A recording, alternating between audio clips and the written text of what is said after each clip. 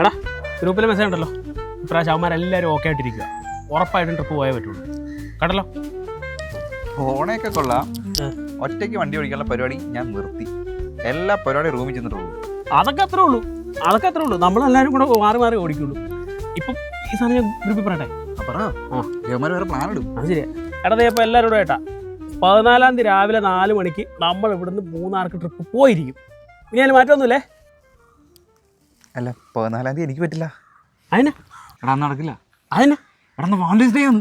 അതിന് അന്ന് ബീവറായ അവധിയൊന്നും അല്ല. നീ മനുഷ്യനെ ടെൻഷനാക്കാൻ വേണ്ടിയിട്ട്. ഞാനത് പറഞ്ഞില്ലേ. എന്ത്? എടാ ഞാൻ അവളോട് പുറത്തു പോവാ. ആരുമായിട്ട്? എടാ ഞാൻ അവളൊന്ന് പ്രപ്പോസ് ചെയ്യാൻ പോവാ. എടാ റോക്കി പാടെ ലുക്കും വെച്ചിട്ട് ഒരുമാതിരി പൂക്കി കളിക്കില്ലല്ലോ.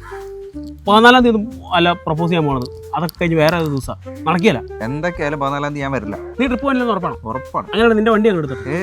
അന്ന് കാർ കൊണ്ടില്ലെന്ന് ലച്ച് പ്രത്യേകം പറഞ്ഞേക്കണേ. നിനക്കിപ്പോൾ അവളെ പ്രപ്പോസ് ചെയ്യണം, അത്രയല്ലേ ഉള്ളൂ. വഴി ഉണ്ടാക്കാം. ഹലോ ലച്ചു, അല്ല ലക്ഷ്മി. അതെ 14-ാം തീയതി നീയും രാജപ്പനും തമ്മിൽ എന്തെങ്കിലും പ്ലാൻ ചെയ്യുന്നുണ്ടോ? അവനടുത്തുണ്ടോ? അവനടുത്തില്ല. അല്ല, അവനൊരു സർപ്രൈസ് കൊടുക്കാനായിട്ടായിരുന്നു.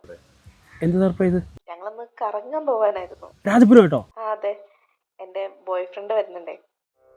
അവന്റെ കാറാകുമ്പോ അവൻ വണ്ടി ഓടിച്ചോളൂല്ലോ, ഞങ്ങൾ പുറകിലിരുന്നാ മതിയല്ലോ. അതാണല്ലോ സേഫാ. അവനോട് പറയില്ലേ, അവനെ ഞെട്ടിക്കണം. ഇല്ല ഞെട്ടും. അപ്പോൾ ശരി, ഹാപ്പി വാലന്റൈൻസ് ഡേ. ഓക്കെ. അപ്പോൾ നിനക്ക് എങ്ങനെയാ, 2 ഫുള്ളാണോ 1 ഫുള്ളാണോ?